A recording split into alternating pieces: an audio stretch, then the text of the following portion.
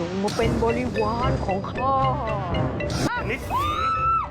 สงสัยจะเป็นพวกเศรษฐีเท่าตาไม่ดี จ่ายเกินมาแล้วสิท่า อันนี้เหรอจ๊ะ โอ้ยขอบใจจ้ะคนเฉย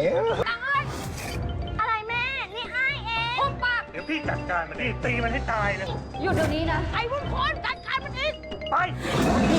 ไปเลยนะจ๊ะ ไปจากบ้านฉันไปคิดถึงแม่ห่วงแม่ไม่มีโอกาสได้ลาแม่เลย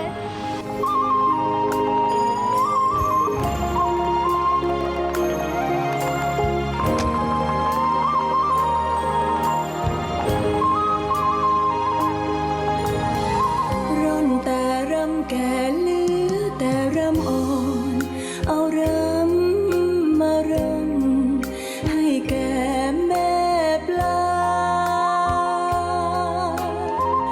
มารดาฉันอยู่